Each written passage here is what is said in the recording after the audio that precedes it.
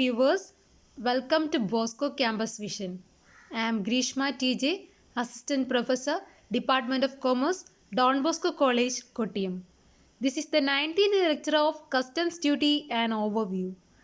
In today's lecture, we are discussing about Export Promotion Scheme, Foreign Trade Policy 2015-20 and other schemes provide promotional measures to boost India's exports with the objective of offset infrastructural inefficiencies and associated cost involved to provide exporters a level playing field.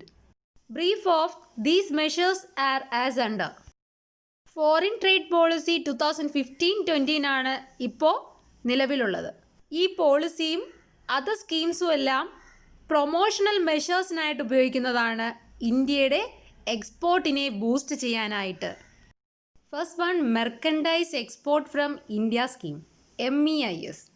Under this scheme, export of notified goods or product to notified markets as listed in Appendix 3B of Handbook of Procedures are granted freely transferable duty credit script on realized FOB value of exports in free foreign exchange at specified rate. Such a duty credit script can be used for payment of basic customs duty for import of inputs or goods. MEIS scheme പ്രകാരം notified goods notified മാർക്കറ്റിൽ നമ്മൾ export ചെയ്യുകയാണ് എങ്കിൽ appendix 3B of hand book പ്രകാരം ആ export ചെയ്തിരിക്കുന്ന goods നമുക്ക് എന്ത് ചെയ്യാം, ഫ്രീലി ട്രാൻസ്ഫറബിൾ ഡ്യൂട്ടി ക്രെഡിറ്റ് സ്ക്രിപ്റ്റിന് സ്റ്റാൻഡേർഡ് ആണ്. ഫോർ എക്സാമ്പിൾ, നമ്മൾ ഐസ്ക്രീം എക്സ്പോർട്ട് ചെയ്യുകയാണ്. ഐസ്ക്രീം എന്ന് പറയുന്നത് നോട്ടിഫൈഡ് പ്രോഡക്റ്റ് ആണെന്ന് കരുതുക.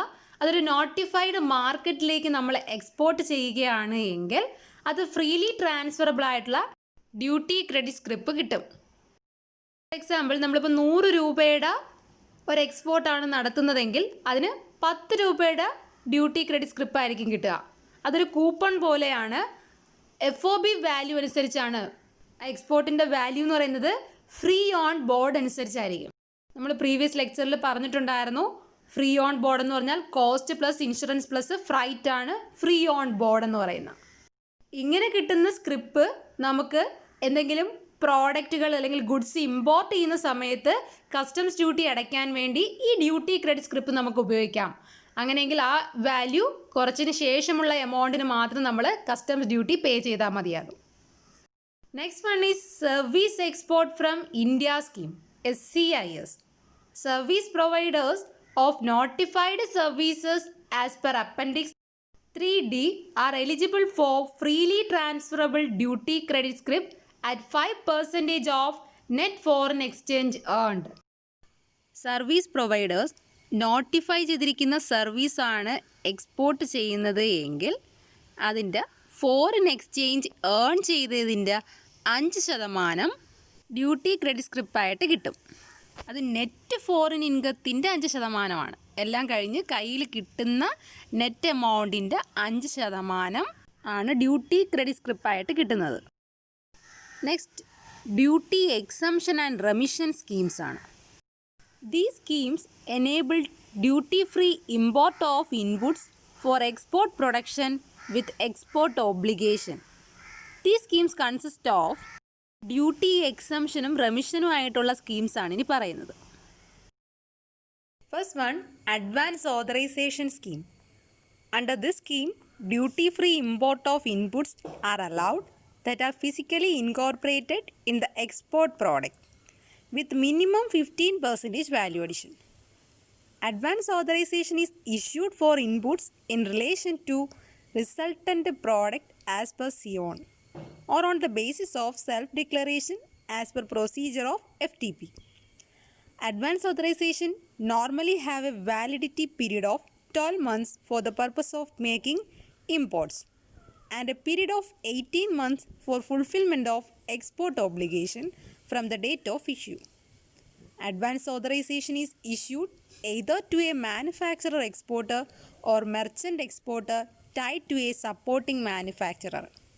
അഡ്വാൻസ് ഓതറൈസേഷൻ സ്കീമിൽ duty free import of inputs allowed ആണ്. എക്സ്പോർട്ടഡ് പ്രോഡക്റ്റിൻ്റെ മിനിമം വാല്യൂ അഡിഷൻ 15% എങ്കിലും ഉണ്ടായിരിക്കണം. ഇപ്പോൾ ഒരു പ്രോഡക്റ്റ് നമ്മൾ ഇൻപുട്ടായിട്ട് നമ്മുടെ കൺട്രിയിലേക്ക് ഇമ്പോർട്ട് ചെയ്ത് അത് നമ്മൾ എക്സ്പോർട്ട് ചെയ്യുമ്പോൾ ആ പ്രോഡക്റ്റിൻ്റെ വാല്യൂ 15% എങ്കിലും ആ എക്സ്പോർട്ടിൽ വാല്യൂ അഡിഷൻ ഉണ്ടാവണം. അഡ്വാൻസ് ഓതറൈസേഷൻ ഇഷ്യൂ ചെയ്യുന്നത് സിയോൺ അനുസരിച്ചുള്ള റിസൾട്ടൻ്റ് പ്രോഡക്റ്റിലാണ്. എന്താണ് SION? Standard input output norms അനുസരിച്ചുള്ള പ്രോഡക്റ്റുകളാണ് സിയോണിൻ്റെ നോംസ് അനുസരിച്ചുള്ള പ്രോഡക്റ്റുകൾ. അങ്ങനെയുള്ള പ്രോഡക്റ്റുകൾക്കാണ് അഡ്വാൻസ് ഓതറൈസേഷൻ ലഭിക്കുക. അങ്ങനെ കൊടുക്കുന്ന അഡ്വാൻസ് ഓതറൈസേഷൻ ഇമ്പോർട്ടിനാണ് എങ്കിൽ 12 മാസമായിരിക്കും ആ advance ഓതറൈസേഷൻ്റെ validity.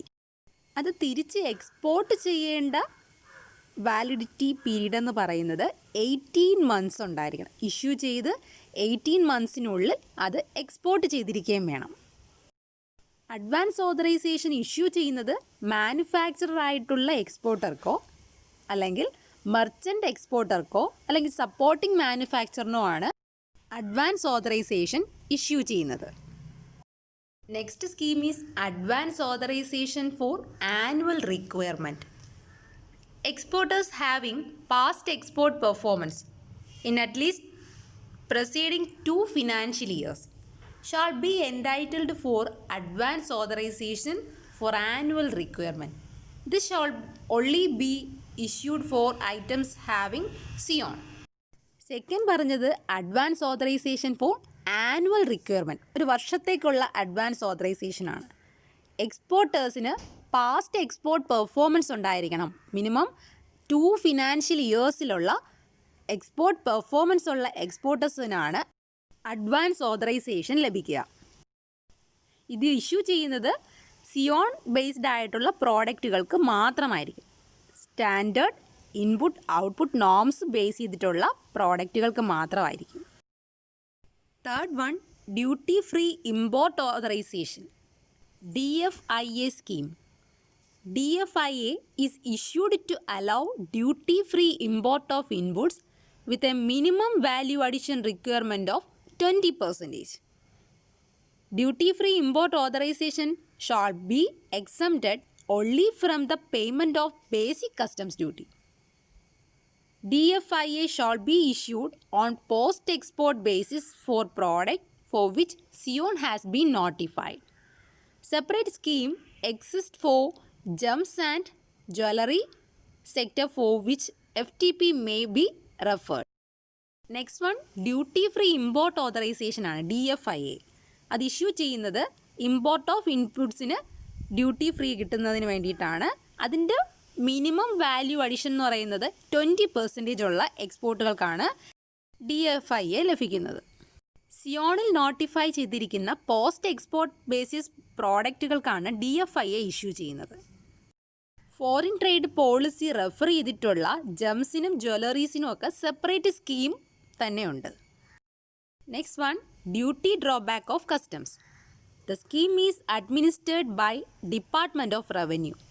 Under this scheme, product made out of duty paid inputs are first exported and thereafter refund of duty is claimed in 2 ways.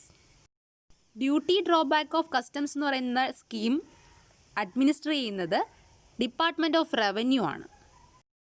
Duty paid ഇൻപുട്സിനെ ആദ്യം export ചെയ്യുന്നതാണ് ഈ സ്കീമിൽ പ്രകാരം ചെയ്യുന്നത്. അതിനുശേഷം ആ ഡ്യൂട്ടി റീഫണ്ട് എടുക്കുകയാണ് ചെയ്യുന്നത്. 2 രീതിയിലാണ് ക്ലെയിം ചെയ്യാൻ സാധിക്കുക: all industry rates and brand rates. All industry rates ആണ് എങ്കിൽ ഷെഡ്യൂൾ പ്രകാരവും, ബ്രാൻഡ് റേറ്റ്സ് ആണ് എങ്കിൽ ആപ്ലിക്കേഷൻ പ്രകാരവും ആയിരിക്കും. These are the classification of duty exemption scheme and remission. Okay, this is all for today's session. Thank you for listening.